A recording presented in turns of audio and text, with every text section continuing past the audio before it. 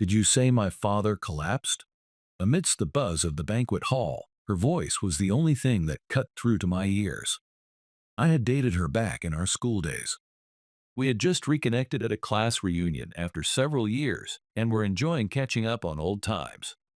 The gathering, which should have been filled with nostalgic smiles, was instantly wrapped in anxiety and unease. What should I do? I supported her trembling shoulders, and we headed to the hospital together. When we arrived at the hospital, the emergency lights were flashing, and I could see nurses rushing about, looking distressed. It might have something to do with the aorta. Just overhearing that snippet of conversation made me imagine it was a severe case, so much so that even the surgery's success rate was in doubt. Dad, hang in there. Dad. She kept calling her father's name with a trembling hand. The staff was desperately searching for a treatment, but all I could hear were voices saying it was outside their specialty, that they didn't have enough surgeons. An atmosphere of complete helplessness filled the air. For that case, there's a surgical method. We might be able to save him with that technique. I could hear the doctors catch their breath. All eyes turned to me at once. I could hear the whispered question, "Who are you?" Of course, they would ask. In a place like this, for a mere reunion attendee, not even wearing a white coat to suddenly suggest a treatment was unheard of. But seeing her crying in anguish, praying for her father's recovery, reminded me of my past self. No matter how cornered you are, if you have someone you want to protect and a way to reach out is right in front of you, there's no reason to hesitate. There's no time. Please let me explain. If we make arrangements quickly, we might still make it. As the doctor's gazes crossed, silence filled the hallway. She wiped her tears and looked at me as if grasping at her last hope. Would this one statement become the trump card that saved her father? This action of mine would later drastically change both her life and mine. My name is Leo Miller. The moment I stepped into the venue for my first class reunion in years after graduating high school, memories from that time welled up from deep within my chest. The truth is, due to certain circumstances, I had been living abroad for several years and had recently returned to Japan temporarily for work. I never thought I'd get a reunion invitation at such a time, but the thought of seeing someone I'd wanted to see for a long time made me decide to attend without much hesitation. Near the entrance, my old classmates were laughing and celebrating their reunion, reminiscing about old times. But honestly, I wasn't really in the mood to watch them. The main reason I came here was to see Ava Harrison, my girlfriend from high school, just one more time. Back then, Ava and I were earnestly drawn to each other, transcending things like family situations and differences in status. I might be able to look back calmly now on the circumstances that led to our breakup, but at the time, I was so preoccupied with protecting my own heart that it ended without me saying anything to Ava. That regret was what ultimately pushed me, who had been hesitating about going to the reunion, to go. It was something like that. Gazing at the luxurious banquet floor spread before me, I closed my eyes for a moment and recalled my high school memories. It was the autumn of our first year in a classroom after school. I think the first time Ava spoke to me was when I was slinging my heavy backpack over my shoulder, about to head to my part-time job. "Hey Leo, I heard this is going to be on the next test. Is that right?" She looked up at me, a little shyly, while holding her notebook. It seemed she had heard the rumors that I was at the top of the class in grades and good at science and math. "Yeah, it looks like it's up to here for English and math. The teacher mentioned it today." When I answered, she smiled with a relieved look, as if to say, "I knew it." That smile was so striking, I can't forget it. She was rumored to be the daughter of a company president and a beauty, but at that moment, Ava just seemed like a normal classmate. She wasn't putting on any airs. In fact, she had a slightly naive, or rather, laid-back air about her. "You have a part-time job, right, Leo? I don't want to get in your way, so could you help me study some other time?" Of course, I'd be happy to help any time. That was our first real connection, leaving the hallway together after that conversation. I had heard that Ava was the daughter of a major corporation's president, and her family was quite wealthy. Sometimes a private car would pick her up after school, and I could tell from her clothes and even her stationery that it was true. But she never showed it off at all. She talked to everyone casually, and when she found out I had a part-time job, she'd sincerely praise me, saying, "That sounds tough, but you're amazing." That might be why she was popular with both boys and girls in our class. I was raised in a single-parent home. Although my mother was doing her best on her own, she was often sick, and frankly, we were not well off financially. But I wanted to lighten her burden even a little, so I started working part-time early on.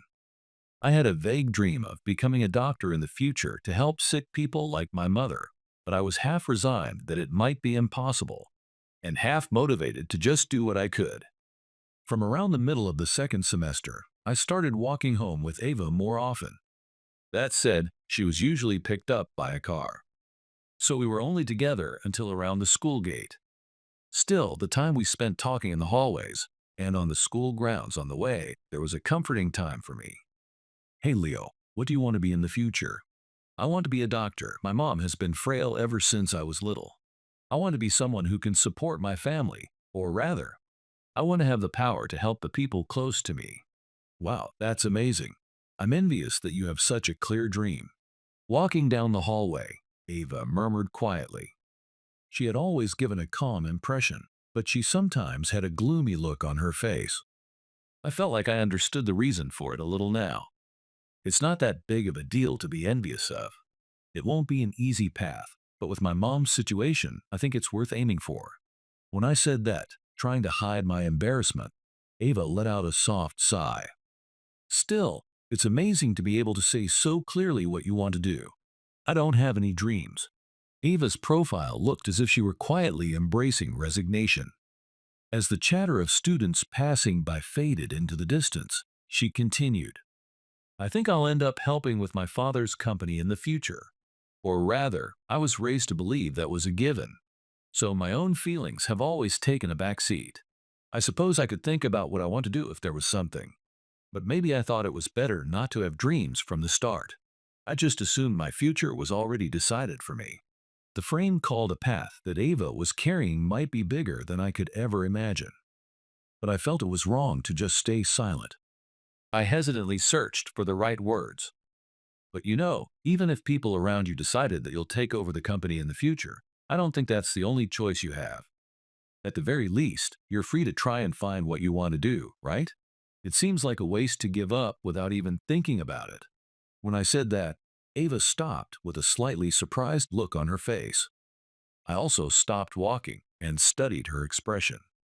Ava, who was always smiling gently, was unusually at a loss for words. But if I were to choose my future on my own, my father would surely oppose it, and people around me might say, "What is a rich girl like you doing?" No matter what anyone says, you're the one who ultimately decides how you live your life, aren't you? No one has the right to stop you from trying what you really want to do, no matter who opposes it. At my words, Ava briefly averted her gaze. The evening sun shining through the school window faintly illuminated her profile. "I see. There's that way of thinking too. When you're bound by what's considered normal since you were a child, you even forget to question it. I thought I couldn't choose anything for myself, but maybe that's not true." I felt a small glimmer of light enter Ava's eyes, and for some reason, my own chest grew warm. The school gate came into view ahead. A black car was parked beyond it, and I could see a man who looked like a driver waiting respectfully. Ava glanced in that direction once, then turned back to me. "Thank you, Leo. When you say that, it strangely makes me feel like I don't have to end things as they are. You know, I feel a little lighter." "Then I'm glad. I can't really talk, but it's normal to be unsure about your dreams, and you might get stuck somewhere. But I don't think you should ever give up on the feeling of wanting to do something." Hearing those words, Ava smiled happily. It was an expression that suggested her tightly closed heart had loosened just a little. "You're right. If I'm ever lost again, will you listen to me?" "Of course, I'd be happy to any time." "Thank you. Well, see you tomorrow, Leo." As she waved, her face looked a little brighter. I gave a small wave back. And after watching Ava get into the car, I headed to my usual part-time job. I was the only one left at the school gate. Looking up at the evening sky, I felt the pleasant afterglow of our conversation quietly spreading deep within my chest. After that, it wasn't long before we became a couple. I think the catalyst was something as trivial as this. It might have been while we were studying together after school, or while we were talking about nothing in particular as we walked through the school grounds. There was no clear line, but our feelings naturally came together at some point. Ava was honest with me about her anxieties and doubts, and I also talked to her openly about my dreams and family situation. Even though we were conscious of living in different worlds, it never became an obstacle. However, not everyone around us was supportive from the start. Especially troublesome was Ethan from our class. Apparently, his father ran a hospital, and he grew up in a wealthy family as a so-called doctor's son. He was the type who liked to brag to everyone and had a tendency to look down on others. One day after school, as I was changing my shoes at the shoe rack, Ethan approached me with a group of his followers, smirking. "Hey Miller, is it true you're dating Harrison?" His followers also had vulgar smiles on their faces as they watched me. I tried my best to ignore them and answered calmly. "So what? It's none of your business." No, I'm just saying it's way out of your league. Harrison's father is the president of that major corporation, Sakura Trading. Isn't that a whole different world from your single-parent household? Saying that, Ethan shrugged his shoulders, looking amused. His followers also snickered along with him. I was incredibly angry, but I wanted to avoid getting emotional here.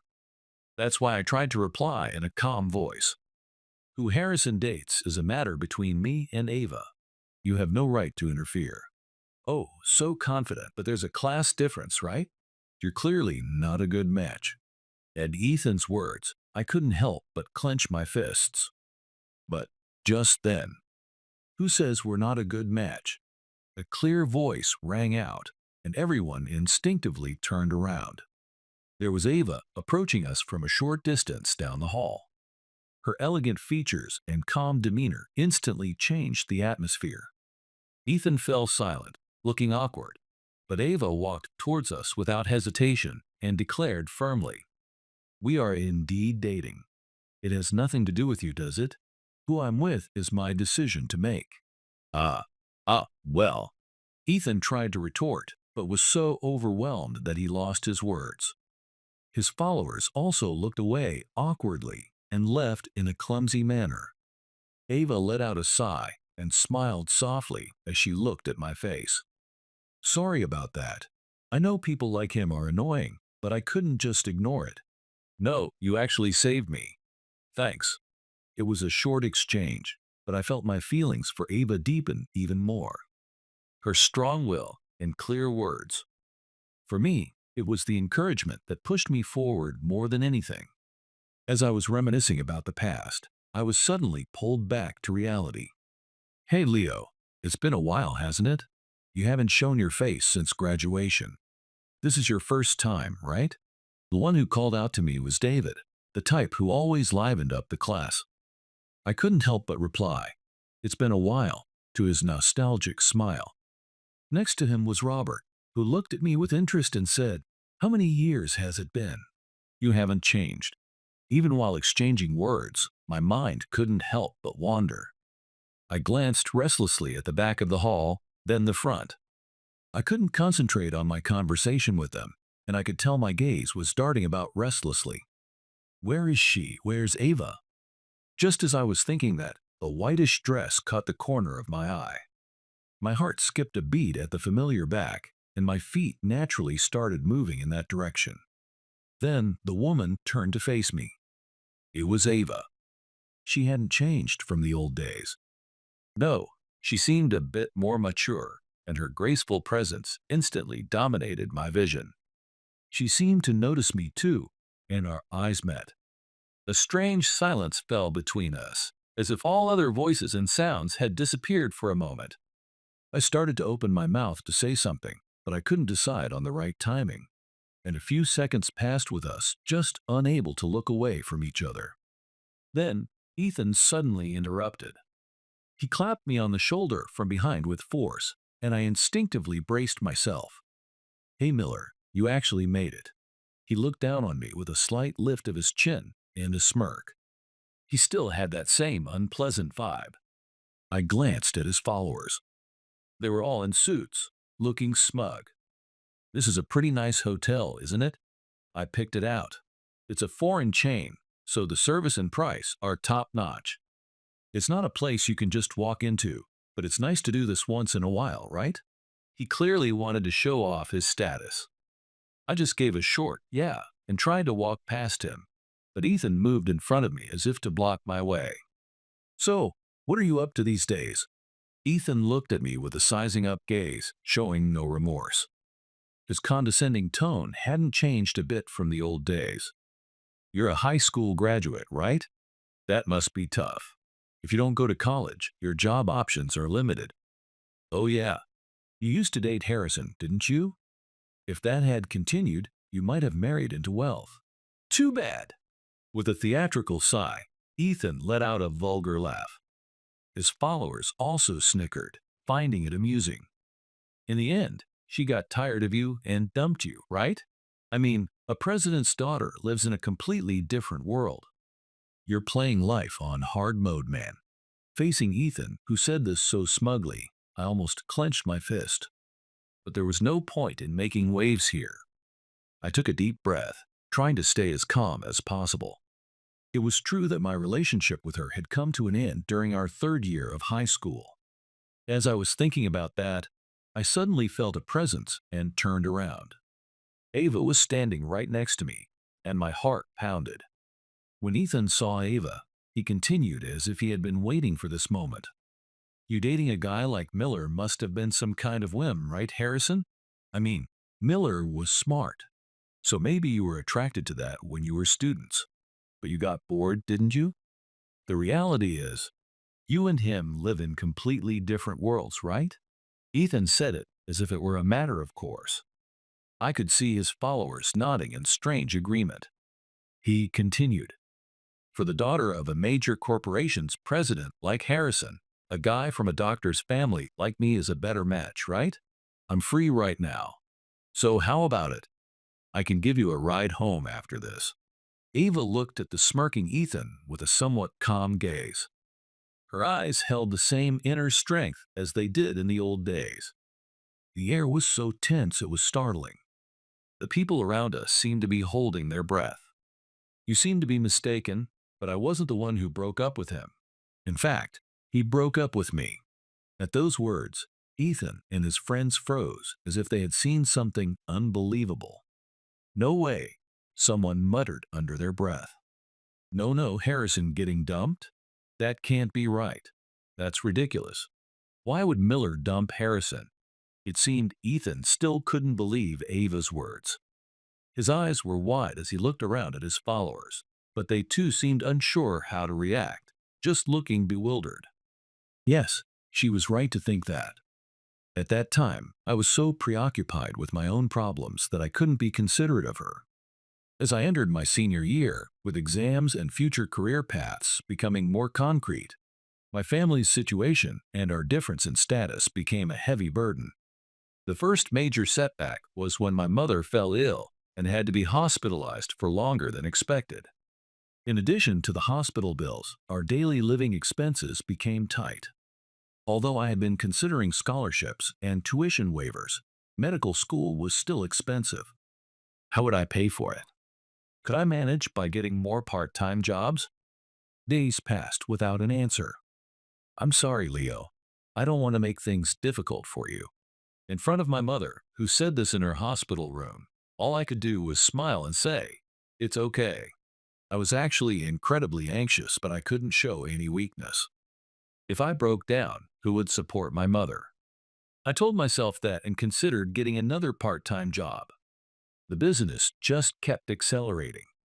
I visited my mother's hospital room, juggled part-time jobs, and tried to devote what little time I had left to studying, but honestly, I felt I was reaching my limit. Even when I opened my textbook to fight off sleepiness, my mind would quickly become foggy, and the content wouldn't sink in. At some point, my dream of becoming a doctor started to feel like a distant illusion. Still, Ava repeatedly told me, if there's anything I can do to help, Don't hesitate to ask. But the more I relied on her kindness, the more I felt like I was dragging her into my problems. Ava, the daughter of the Harrison family, and me struggling with both money and time. It was obvious that we were becoming increasingly mismatched. Every time Ava offered to pay for my meals, I stubbornly refused. In our school days, we often studied at family restaurants or cafes after school and enjoyed casual conversations. But Ava would always subtly do things to show her concern for my situation, like saying, "I'll pay for this," or "I have leftovers. You can take them. It's fine, really. I'll manage on my own." I deliberately pushed away her hand as she offered me money for a meal. Ava never had an overbearing attitude. Instead, she would just smile naturally and say, "I'm doing it because I want to." Still, every time I accepted, my chest filled with guilt and shame.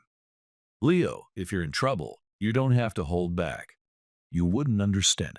The frustration that had been building up inside me finally erupted in harsh words towards her. I had originally aimed to be a doctor, but I was barely making ends meet with my mother's hospital bills and living expenses, making not just medical school, but even college seem hopeless. In that state of anxiety and exhaustion, even Ava's kindness started to feel like a burden. "I'm not going to be a doctor anymore. It's impossible for me. I don't have the luxury for that." After spitting out those words, I was immediately hit with a wave of awkwardness and regret. But it was too late to take back my words. "Are you really okay with that? Wasn't that your dream, Leo? You can't make a living off dreams.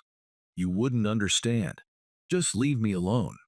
Ava bit her lip and seemed to take a small breath, as if in shock. "I'm sorry.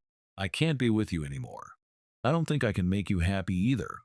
I knew I was saying something terrible, but I couldn't stop myself. I distanced myself from Ava. I rejected the kindness that had supported me until then and ended things by taking out my frustration about giving up on my dream on her. That was in the winter of our third year of high school. In the end, we didn't even exchange proper words at the graduation ceremony and finished the ceremony as if avoiding each other. The pain in my chest when I saw Eva's tear-streaked face is something I can't forget even now. Just as the air grew subtly tense, a waitress suddenly appeared. She was a foreign staff member and was rattling off something in fluent English. "Are you the organizer? Is Ethan here? It seems we have a problem." She was speaking to us with a troubled look, but she seemed to be looking for Ethan. Her pronunciation was so native that the people around us couldn't even grasp what she was saying. Ethan, who was the organizer, noticed and looked flustered, his eyes darting around as he said, "Hey, I have no idea what she's saying." When Ethan muttered that, his followers just gave a wry smile. A very awkward atmosphere filled the hall. Then, naturally, all eyes turned to me. "Excuse me, is something wrong?" I said that and began to handle the situation in English without hesitation. From my experience living abroad, I could handle daily conversations with ease. The waitress's face lit up with relief as she said, "Oh, thank you," and then quickly explained about the faulty equipment. It seemed there was a problem with the sound equipment used in the hall. Specifically, some of the microphones and speakers weren't working, and they wanted to check or replace them immediately. When I nodded and gave a few instructions on how to handle it, the waitress left with a smile, saying, "You've been a great help." Ethan and his followers, who had been watching the whole exchange, were left with their mouths wide open. "Hey, your English is really fluent. Aren't you a high school graduate?" I shrugged my shoulders lightly at Ethan's awkward question and replied, "Yeah, well, actually, my mom remarried, and her new husband is a foreigner, so things happen, and I ended up living there. That's why I can speak some English." When I explained it simply, his followers exchanged awkward glances, saying, "Oh." Ethan also had a frustrated look on his face, but he didn't seem to have the confidence to brag like before. "Humph, so that's what happened. Well, I'm confident in my medical English, but I'm just not very good with terms outside my specialty." Ethan muttered that excuse-like comment, snorted theatrically, and tried to leave. But he was clearly awkward, and a strange atmosphere still hung over the group. Ethan, who had been proudly calling himself an elite doctor, just couldn't save face at that moment. In that awkward, silent atmosphere, Ava let out a small, somewhat exasperated sigh. Then she walked up next to me and spoke in a low voice. "There's a lot I want to talk about, but this isn't the right place." "Yeah, you're right." I glanced around at our surroundings. I could feel several people already paying attention to us. I wanted to avoid any more interruptions. "When the reunion winds down, can we talk outside for a bit?" When I made that suggestion, Ava nodded without hesitation. I was relieved deep down. Taking a deep breath, I gently gazed at Ava's profile. Illuminated by the bright lights of the venue, she looked a little more mature than she did back then. The light shimmering in her calm eyes felt the same as it did in the old days. And in the next moment, the host's voice echoed from the stage, announcing the start of the reunion's program. Amidst the bustling venue, Ava smiled apologetically, leaving me with just a single later, and returned to her seat. As the first part of the party was ending, I was looking for Ava. Our eyes met as she stood in a corner of the venue, and I naturally walked over to her, and we decided to go somewhere to talk. It felt a little strange that our timing matched so smoothly, just like in the old days. But just as we were about to leave the venue, Ava's phone rang. I could see her expression turn grim as she looked at the screen. My father collapsed. The words that came out of Ava's mouth instantly pushed the noisy chatter of the venue far away.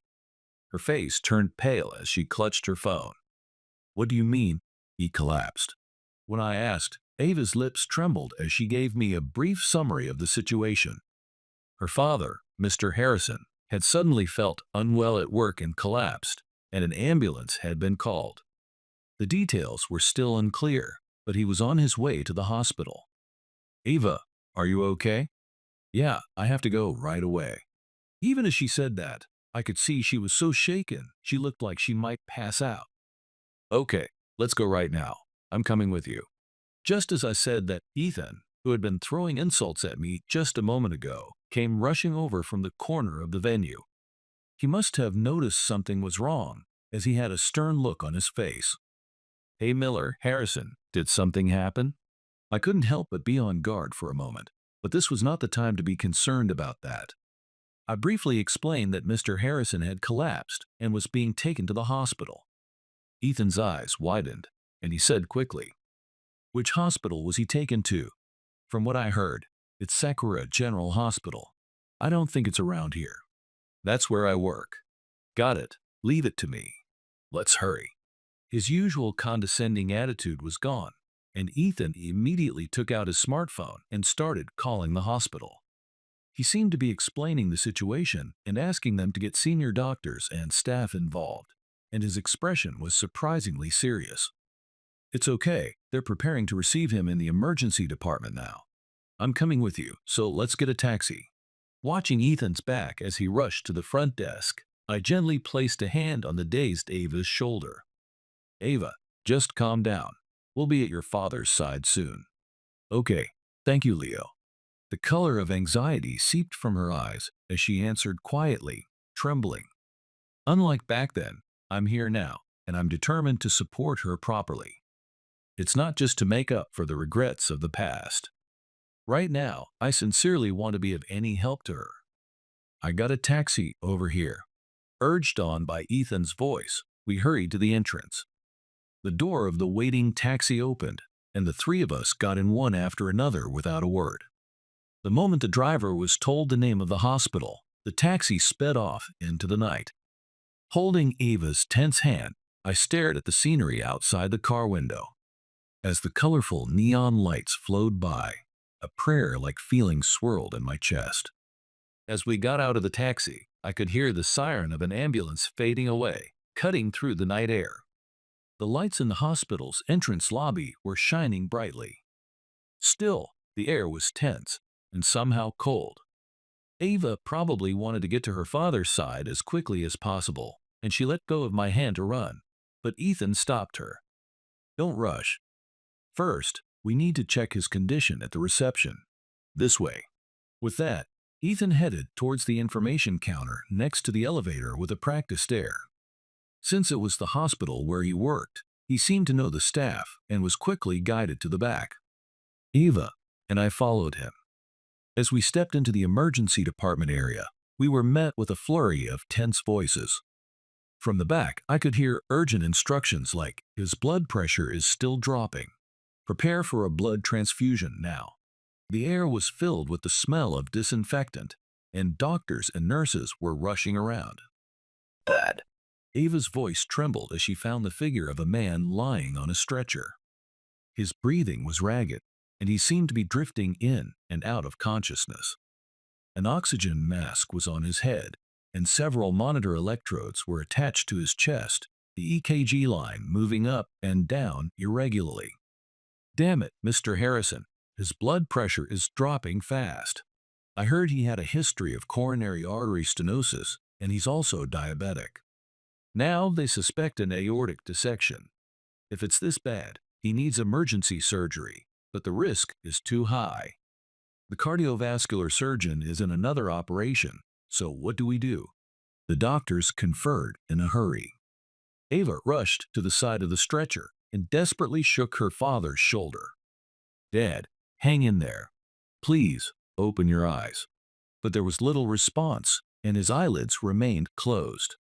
The monitor's alarm beeped loudly, and one of the doctors muttered, holding his head, "There's a possible aortic dissection, and his heart muscle has taken a lot of damage. He had a stent for angina, and on top of that, he's diabetic. The risk is extremely high. A case this severe is beyond what our hospital can handle alone." The staff's faces showed a mixture of anxiety and resignation. I could feel everyone wondering, what should we do? Ethan frowned and pressed the doctors. "If Dr. Evans from cardiovascular surgery is in the ICU, contact him. Is there no surgeon available for immediate surgery?" A young doctor, who seemed to be a colleague, answered Ethan's raised voice with a troubled expression. "We've called him multiple times, but there was a complication during his surgery, and he can't leave. He said it would be at least another few dozen minutes." A few dozen minutes. Even that short amount of time could be fatal for him right now. Ava tightly gripped her father's hand, her face pale and trembling slightly. In the midst of this, I looked at the test results on the monitor and spoke up. "Could you tell me the diagnosis in more detail? Also, in cases like this, a method used overseas for simultaneously treating aortic dissection and coronary artery disease is the frozen elephant trunk technique, where the arch is replaced and a stent is used for the descending aorta. If that's possible here." For a moment, everyone around me stopped. As the monitor's alarm beeped rhythmically, the doctors listened to my words. The frozen elephant trunk. True, if the dissection extends from the arch to the descending aorta, that procedure can be effective. But, wait, can we really perform such an advanced surgery here so easily? And more to the point, Miller, how do you know about that? When Ethan gave me a suspicious look, the surrounding staff also stared at me as if to say, "Who are you?" A suffocating silence fell for a moment. "Excuse me, I'm actually a licensed doctor from overseas. I don't have a license in Japan, so I can't perform medical procedures. But I think I can share my knowledge. Would you please consider it?" At those words, the doctor and Ethan glanced at each other for a moment. Then, one of the doctor's faces lit up as if he had remembered something. "Wait a minute. You said you don't have a Japanese medical license, but could you be Dr. Green?" When our hospital was considering a partnership in international medicine, I heard that a brilliant doctor was coming to Japan from overseas. Yes, that's me. I was actually here to coordinate with the Japanese side, but I decided to stop by my class reunion first. I never thought I'd be in your care like this. At my words, the doctors nodded as if they understood. Then one of them said, "We would be very grateful for your cooperation. Even without a Japanese license, there's no problem with you advising us on the details and precautions of the surgical procedure. This is a race against time.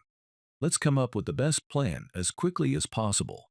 In the tense atmosphere, everyone began to move busily again. determined to do their best to save Mr. Harrison. Ava stared at her father, biting her lip tightly. I also resolved to use all my knowledge and experience to help in this situation. After a major surgery that lasted for several hours, Mr. Harrison's condition stabilized.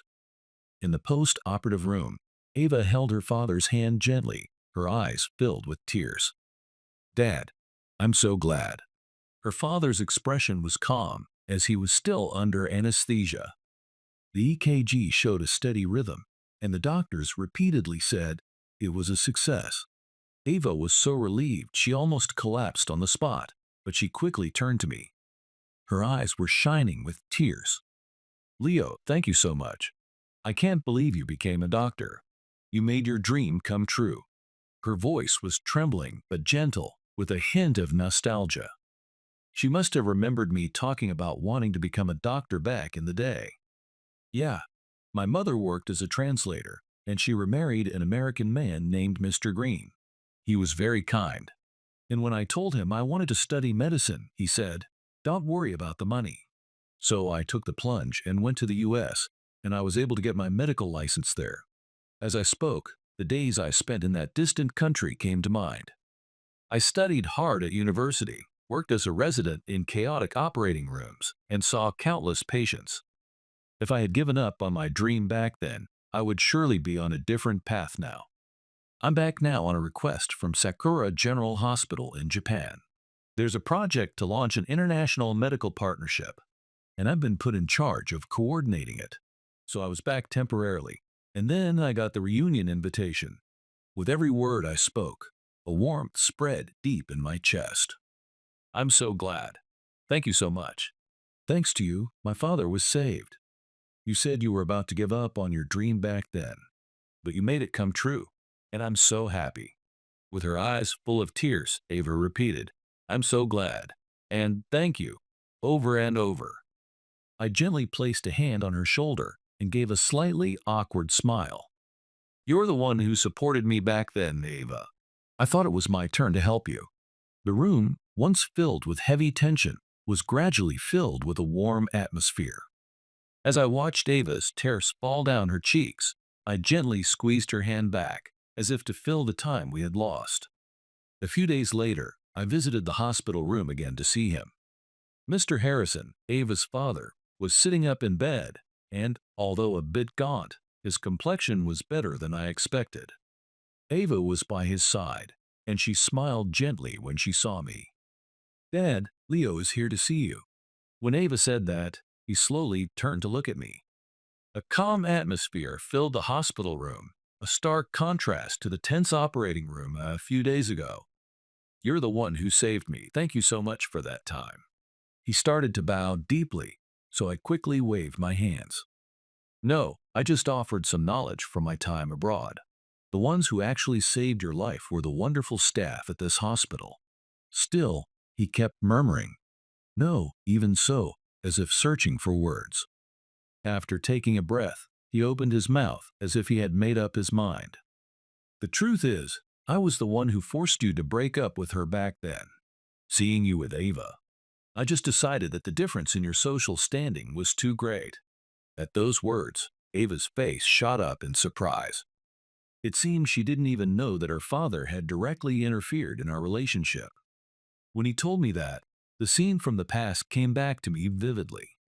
It was a winter evening when I was still in high school, and as I left the school gate, a stern-faced Mr. Harrison was waiting for me, having gotten out of his car.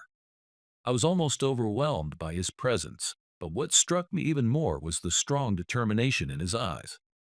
"I'm sorry, but I need you to stop seeing Ava." His low, controlled voice was unforgiving, and a tense atmosphere filled the air. At first, I didn't understand what he meant. But as I looked into his sharp eyes, I realized this was not just a warning. I was being explicitly told to break up with her by Ava's father. "What do you mean by that?" I managed to say, trying my best to keep my voice from trembling. Then he, as if seeing right through my single-parent family situation, my financial problems, and Ava's position as a president's daughter, continued with a stronger tone. "You understand, don't you? Ava is our only daughter. She will have to carry the family's future on her shoulders. Can you support that heavy responsibility? If you're struggling with living expenses, you probably can't even afford tuition, can you? It was a one-sided argument. I tried to open my mouth to talk back, but the words wouldn't come out. A sense of powerlessness crushed me, and it was hard to breathe. The voice I finally managed to squeeze out was trembling. But I don't think that has anything to do with our feelings. He frowned for a moment, then pursed his lips coldly. His eyes were filled with a quiet anger, as if to say my protest was useless from the start. This is a matter between our families. It's my duty as a father to protect Ava.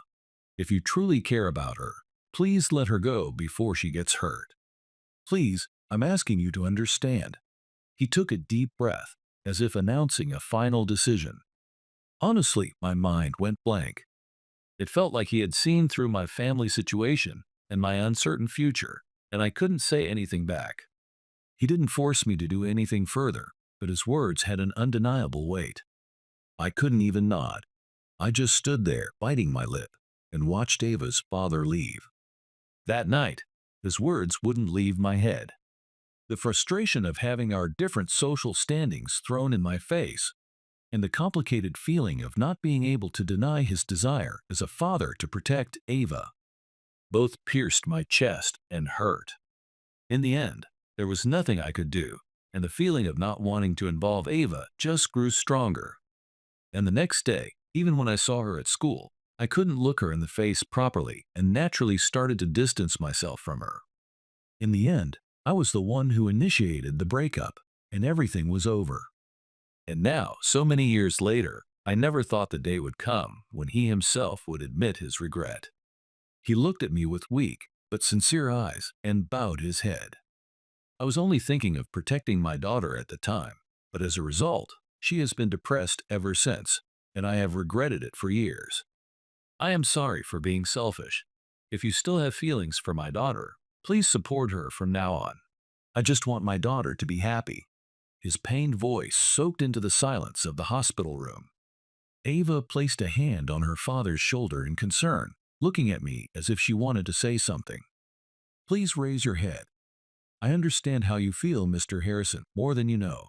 If I were her parent, I think I would have said the same thing.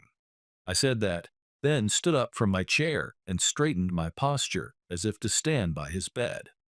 It's just that I was immature back then. But now, I've walked the path of a doctor, and I feel I've finally come back as someone who isn't ashamed to be with her.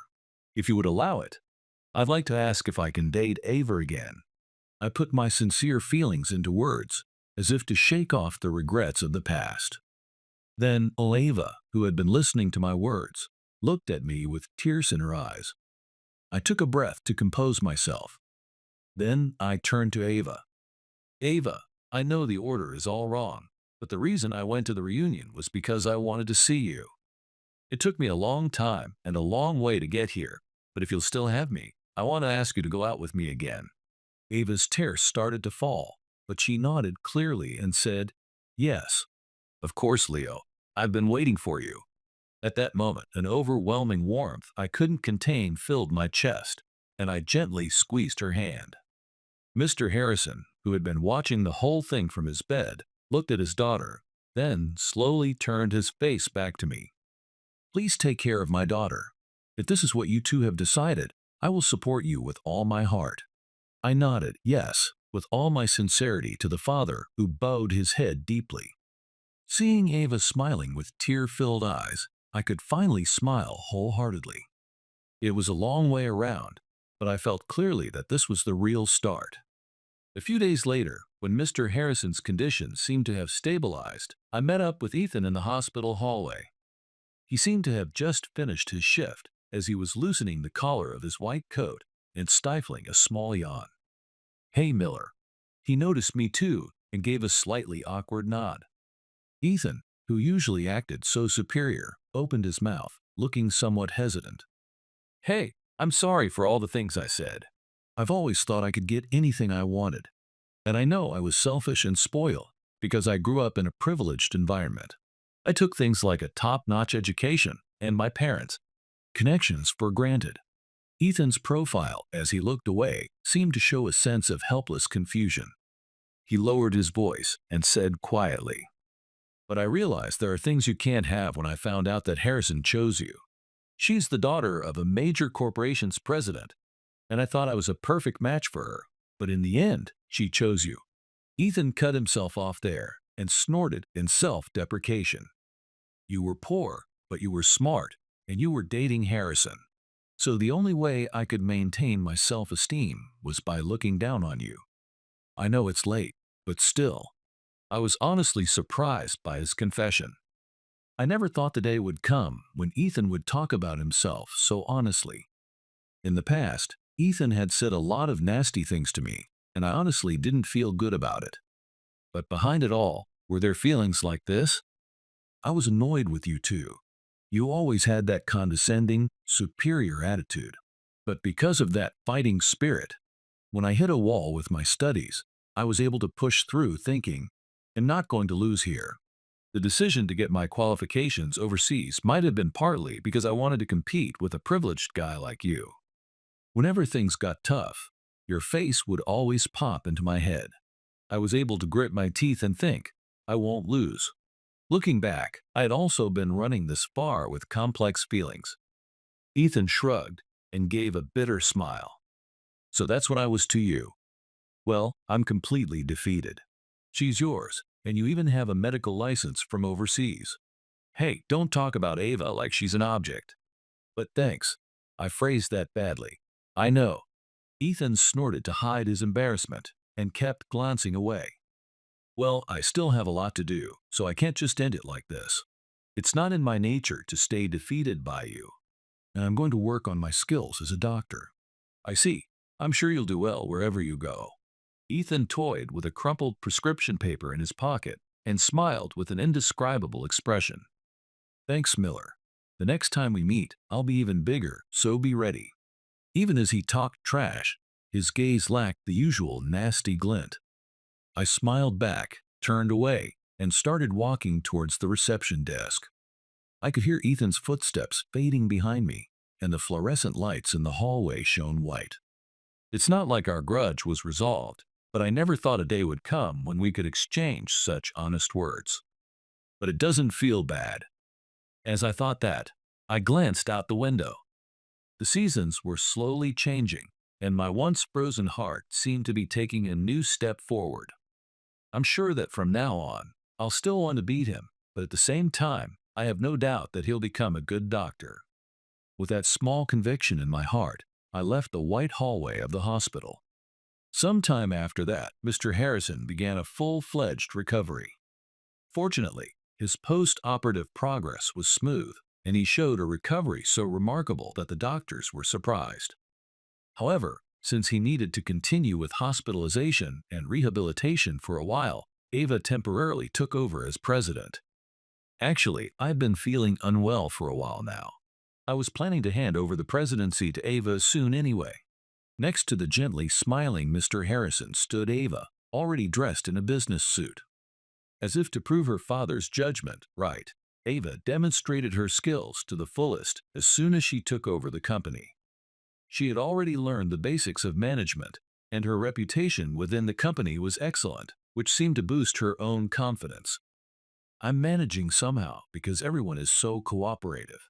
I'm still learning, but my father took a chance and entrusted me with this. So I want to protect the company properly." Her expression showed almost none of the childishness she had when she used to confide her worries and anxieties on the school grounds. She seemed to be turning the pressure of being expected to be a young female president into strength, rather than being daunted by it. Meanwhile, I was officially appointed to coordinate the partnership talks between the overseas medical institution and Sakura General Hospital. An environment is being created where we can quickly introduce the latest treatment technologies and medical equipment, and preparations are steadily underway for cutting-edge procedures that are still only available at a limited number of facilities in the country. Sakura General Hospital had been seeking a tie-up with a major overseas hospital for some time, so it was fortunate that this deal came together more smoothly than expected. As a result, A situation was created where Mr. Harrison, who was hospitalized in the same hospital, could also receive the latest medical care, and he is making steady progress towards recovery. Meanwhile, I was officially appointed to coordinate the partnership between the overseas medical institution and Sakura General Hospital. An environment is being created where the latest treatment technologies and medical equipment can be introduced early, and preparations are steadily underway for advanced surgeries that are still only available at a limited number of facilities in the country. Sakura General Hospital had been looking for a direct link with a major overseas hospital, so this matter came together more smoothly than expected.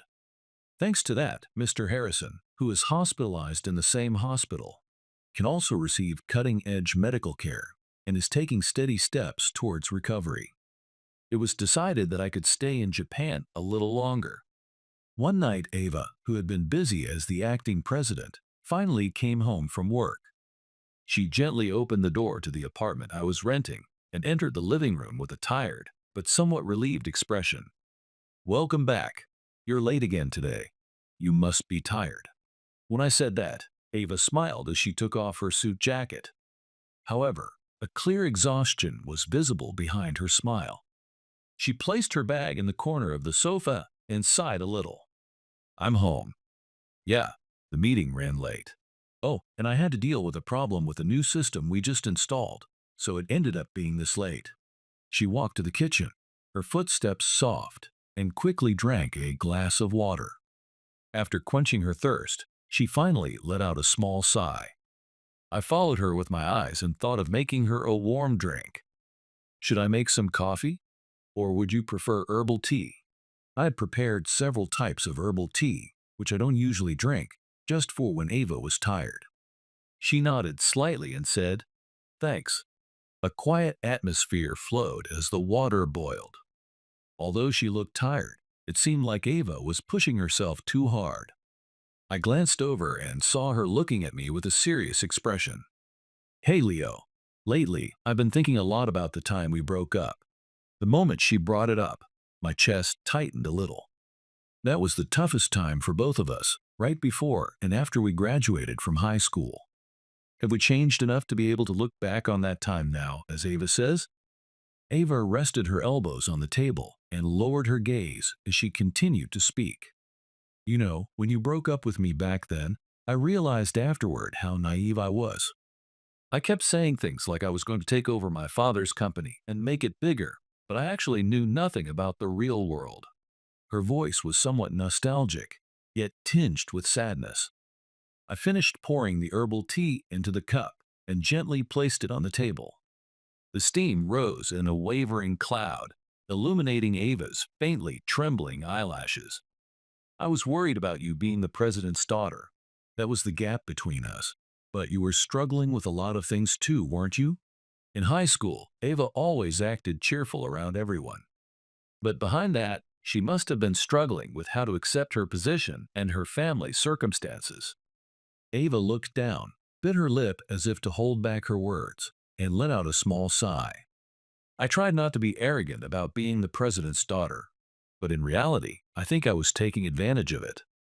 I grew up without wanting for anything, and I was given everything I needed. I thought I had a normal upbringing, but there are all sorts of people in the world, and no two environments are the same. Back then, when I declared that I was dating you, Leo, I didn't think deeply about how it would affect you." She continued, her eyes fixed on the mug in her hands, as if the words were spilling out. "In fact, I thought I was saving you. If you were struggling financially, I'd help you. You could come live with me. But I realized later that I was actually cornering you. I thought I was helping, but from the other person's perspective, I might have been hurting their self-esteem and pride." I can see Ava's hand, clenched tightly, trembling slightly. She continued with a bitter smile. "So, after that, I decided to look around more. I visited various departments in my father's company and started asking the employees what they were struggling with. And that's when I finally realized for the first time just how privileged my environment was. I feel like I finally started to learn, little by little, what it means to take responsibility and how to be considerate of others." After she finished speaking, Ava relaxed her shoulders a little and took a sip of her herbal tea. Her eyes held a strength and softness that they didn't have before. Now, as acting president, I've come to see various challenges. Still, as I try to understand the employees' feelings and the flow of work, I feel like I'm making progress little by little. I'm still lacking in many ways, though.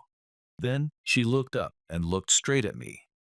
So, what I want to say is that I think I've finally started to understand in my own way what it means to walk through life together.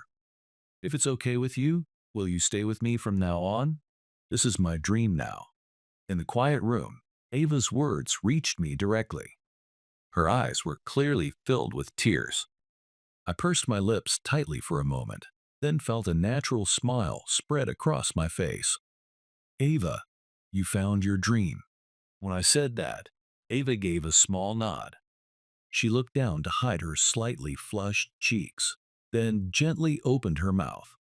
Yeah, my dream is to work at a job I love with the person I love. My father's company is part of it, but I don't just want to inherit it. I want to give shape to what I truly want to do. With you, I want to walk this path together. Each time she spoke her feelings, the tears in Ava's eyes shimmered. Watching her, my own chest filled with emotion, and I felt a little sad, yet happy. I see. That's a wonderful dream. I gently intertwined my fingers with hers, as if not to let go. A little while ago, we probably would have been too shy to even exchange such frank words. But now, having reunited after a long detour and being able to share our feelings again, we can share a warmth that words can't describe. From now on, let's chase our dreams together like this. No matter what walls we face, I won't leave you again. At those words that slipped out, Ava nodded her head vigorously, her eyes still teary. Then she repeated, "Thank you," in a hoarse voice. A time when we could finally speak honestly after overcoming misunderstandings and regrets. As if to savor it, I also let out a small breath. Good. Well, first, let's get something to eat. It's late today, so I'll make a simple late-night snack. Please do. Really, I'm so lucky. Ava, who said that with a smile, looked a little tired, but her expression seemed much more fulfilled than before. She was standing on her own 2 feet, running her father's company, and leaning on me like this. That made me happier than anything. A long, long time ago, on that cold winter day, we parted ways. We took a long detour and met again. This time, we will surely walk together, cherishing each other so as not to make the same mistake. As I strongly envisioned such a future, I was enveloped in a deep sense of relief.